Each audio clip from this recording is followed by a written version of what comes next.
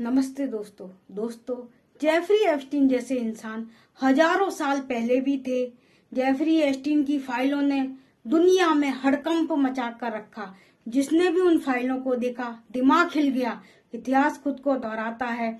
आज दुनिया भर में एक नाम और उसकी काली करतूतों की फाइल चर्चा में है। लोग हैरान हैं कि एक इंसान इतना कैसे गिर सकता है। लेकिन अगर आप हमारे पुराणों के पन्ने पलटेंगे तो पाएंगे हमारे शास्त्रों में भी उन राक्षसों की फितरत ऐसी ही थी।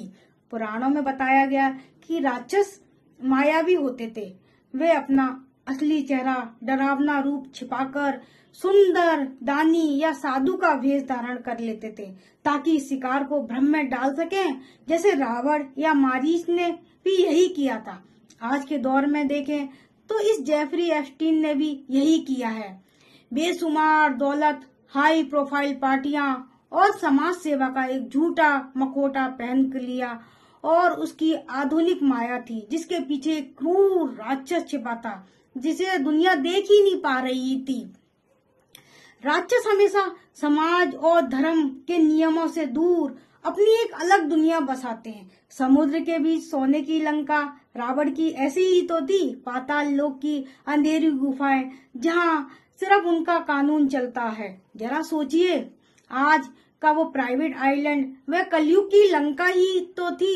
दुनिया की नजरों से दूर समुद्र के बीच किला जहां मासूमों की चीख सुनने वाला कोई नहीं था। उसने अपने पापों के लिए एक सुरक्षित स्वर्ग बना लिया था जिससे वहां पर कोई पहुंच नहीं पाए। शास्त्रों में राक्षसों को अपनी शक्तियों का और वरदानों का इतना अहंकार था। उनको लगता था ना देवता ना मनुष्य कोई उनका वध नहीं कर सकता और वह निडर होकर ऋषियों को, अबलाओं को, बच्चों को सताते थे। पहले चाहे कोई सा भी युग हो, मनुष्य अलग लोक में रहते थे, राक्षस अलग लोक में रहते थे और देवता अलग लोक में रहते थे। उनका चेहरा मेहरा भी इंसानों से अलग होता था। लेकिन कलयुग में मनुष्य, देवता, दानव सब एक ही लोक में रहते हैं, धरती लोक में। वे सब एक ही समाज का हिस्सा है। कलयुग में भी जेफरी एप्स्टीन एक स्कूल टीचर था पर उसके अंदर एक क्रूर राक्षस छिपा था।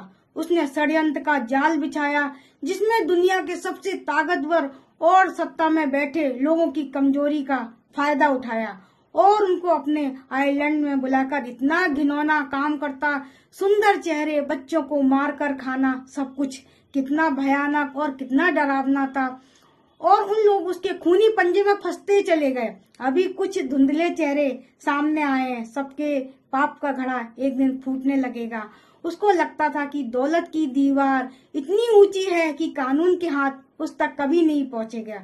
उनका सबसे बड़ा पाप यही था, दूसरों की मजबूरी का फायदा उठाना। लेकिन दोस्तों, चाहे त्रेता युग हो, रावण हो या कलयुग का, कोई भी जेफरी एप्स्टीन जैसा सच नहीं बदलता।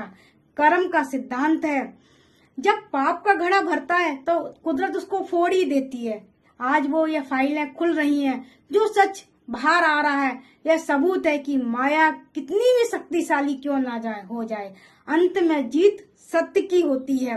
राक्षस मरते नहीं है, बस रूप बदलते हैं। आप में कितने लोगों को ध्यान है निठारी कांड याद है? उसमें वही राक्षस बैठा था।